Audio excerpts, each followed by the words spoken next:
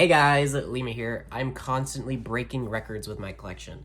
In today's video, I'll be opening 2 packages from my most expensive auction win to date. So I hope you guys are ready to see some really cool coins because we're about to get right into it. Before we start with package number 1 though, I gotta show you this. Look at all these amazing coins that I've got from the coin shop over the past probably year and a half. If you want a deeper dive on all these coins and you are not yet subscribed, make sure to subscribe because soon I'll have a video out showing all these coins.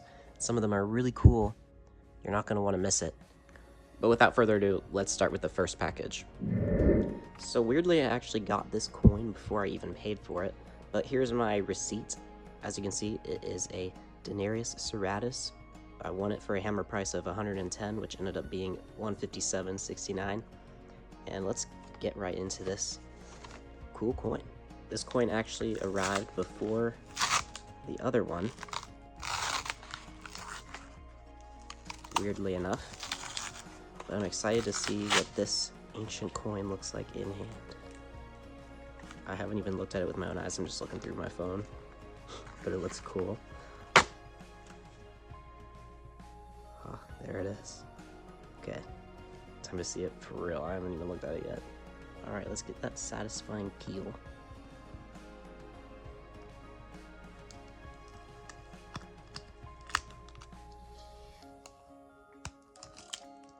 Alright, so there it is, Roman Republic. This is my first coin from the Roman Republic. It's a silver Denarius Serratus, so the edges are serrated. That's what that means pretty much. It's a choice find with edge chips. That's pretty common on these Serratus coins. Check that out. This looks very nice in hand. It has this nice gray silver tone. So one thing, this is actually a little bit annoying that these little filaments are inside. It's a little distracting, but the coin itself looks very nice. Alright, so it's past midnight. I just got this package, and I cannot wait to open it. So we're just going to get right into this. This is the Norfolk commemorative $50. And the newest, most expensive coin that I've ever bought.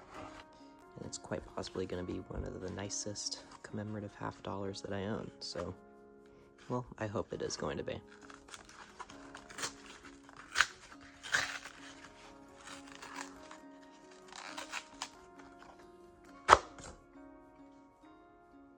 Whoa. Check it out. Okay. Alright, so the first coin that we are looking at today in depth is, of course, the Denarius Serratus from the Roman Republic, minted under Lucius Aurelius Cotta. This man on the obverse is not Lucius Aurelius Cotta, but on the reverse, we can see an inscription, L. Cote, which tells us when around this coin was minted. Now, there were actually 3 Lucius Aurelius Cottas, a father, a son, and a grandson, and they all had the same name. But since this one is circa 105 BC, it is most likely that this one was minted under the second, so the Lucius Aurelius Cotta Jr., you could say. Researching your coins more in depth, even after you already own them, can always be really fun, because when I bought this coin, I had no idea that Lucius Aurelius Cotta was actually the maternal grandfather of Julius Caesar. Julius Caesar, one of the most important people in ancient history. His mother's father is who this coin was made for. Here's a close-up look at that inscription, L. Cote, which means Lucius Cotta. Lucius was a pretty interesting character. He was elected to praetor by 122 BC, and in 119 BC, he was elected to the rank of consul, which is the highest rank in the Roman Republic. It's pretty much comparable to the President of the United States. It's the highest elected official and the commander-in-chief of the military. The consul's military power extended over the whole entire Roman Republic and its provinces. The Roman Republic was actually pretty interesting with their consuls because they had 2 consuls at a time, and they switched every year. So every year they got 2 new consuls, and within the year, the consuls would switch power by the month. So one would rule one month and one would rule the next month. And that was known as a diarchy, and it's actually still used today in San Marino, which is pretty interesting. And once the Roman Republic became the Roman Empire, that practice ended, and pretty much the Roman Emperor had control of the military and the government, and the consuls were more of a ceremonial position. But Lucius Aurelius Cotta is not the reason that I bought this coin. So you're probably wondering, why is this one worth hundreds of dollars to me? And the reason is because of Vulcan right here. So in my ancient coin collection, I'm collecting mythology. So I'm trying to build a set of the 12 Olympian gods, and Vulcan, or the Greek version would have been Hephaestus, is one of the 12 that is needed for my collection. Vulcan, being one of the 12 Olympian gods, of course, was a god of a pretty important part of life, and he was the god of fire, particularly its destructive aspects like volcanoes, fires, of course, and also the desert. But he was also the god of some creative fire like metalworking and the forge. And that's what this coin really celebrates. If you'll notice that right behind Vulcan's head is a pair of tongs. Those tongs represent the forge and metalworking as one of the things that Vulcan was the god of. Also, one design element that you can see on this coin is that Vulcan is wearing a metal cap known as a pileus, or a metal helmet. It may be a stretch to say that the pileus represents metalworking and armor making. It could be. Also, right underneath the pileus, you can see a laurel crown, a very, very common symbol. The laurel crown represented godly status, and it was often shown on some emperors and people of high status in the ancient society. The reverse shows an eagle clutching a thunderbolt, or a fulmen. The eagle and the thunderbolt are both symbols of the king of the gods, Jupiter. So there's definitely a lot of religious elements on this coin with the mythology on both sides, which is what makes it such a great coin for my collection, since that's exactly what I'm focusing on. But most importantly, it's really awesome to get a nice bust of Vulcan, because he is a very rare character to see. This coin isn't in the best shape, it's choice fine with edge chips, but it's still a really good coin to get because you don't see Vulcan very often in this form. And next up, the record-breaking coin of the video is the 1936 PCGS MS67 Plus Norfolk with a CAC sticker, commemorative $50.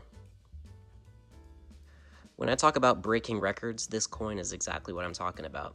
$835 for a $50 is it's a lot of money, I'm not gonna lie. But it's a beautiful coin, and it will forever be part of my collection until maybe one day I even might get an upgrade. But it'd be hard to upgrade an MS67 Plus because that is almost perfect. But aside from looking at the beautiful tab toning and the beautiful, gorgeous white luster, let's talk about the history of this coin. Of course, history is one of the most important things to take account of if you're a coin collector and if you're a numismatist. We don't collect coins like for the value. We don't collect coins because they, look cool sometimes. Sometimes we do, but a lot of the times, I'd say the majority of the time, we really like coins because of their historical value. A lot of things look cool, a lot of things are round, a lot of things are valuable, but we collect coins because the history adds an even greater depth to it, and the intrinsic value of it being a coin, a piece of a monetary system, that's what makes coins special. So let's talk about the history of this coin. What we see today as a coin was actually originally supposed to be a medal. That's right.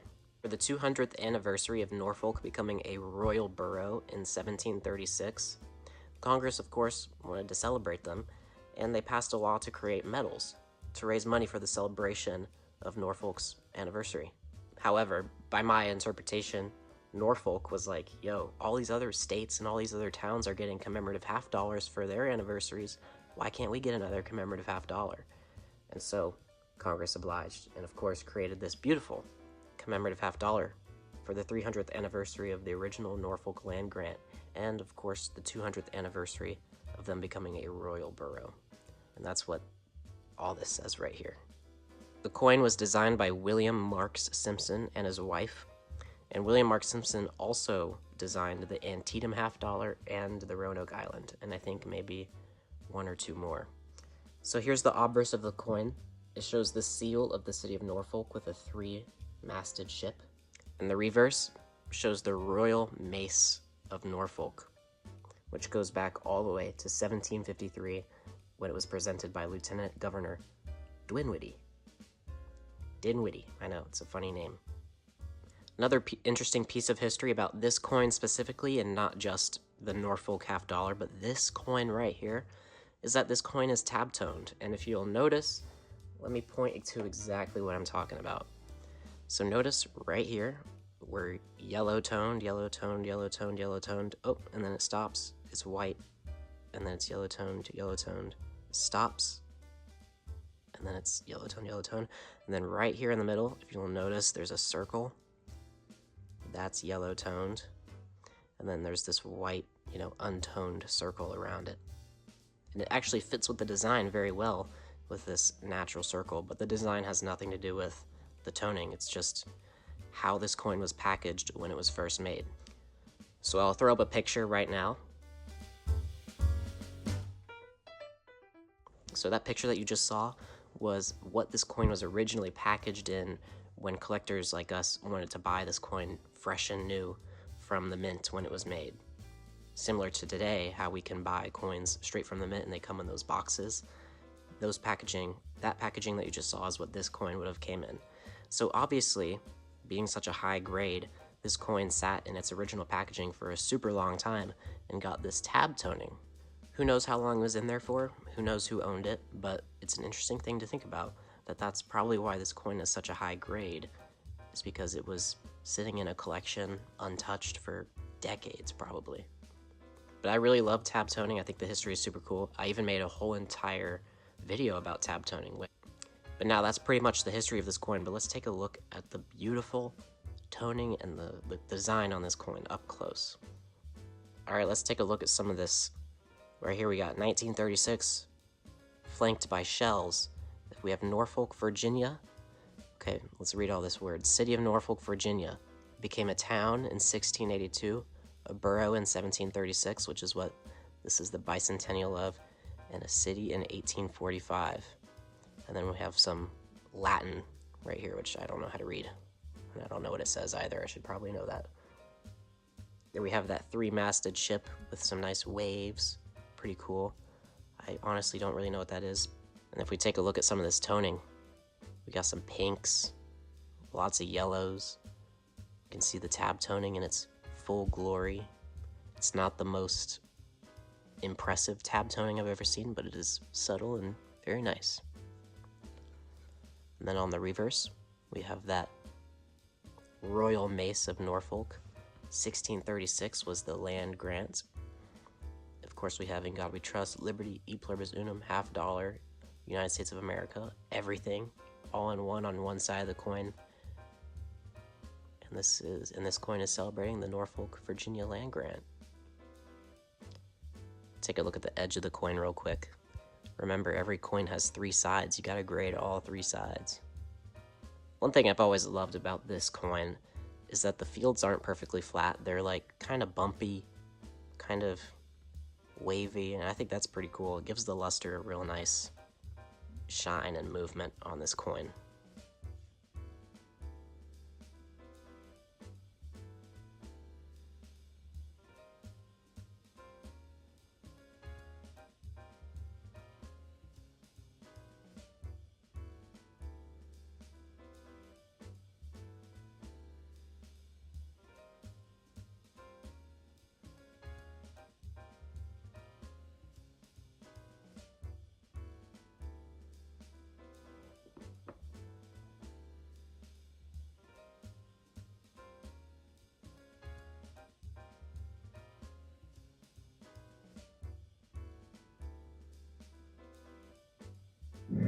So that is it for today's video. Of course, I really hope you guys enjoyed.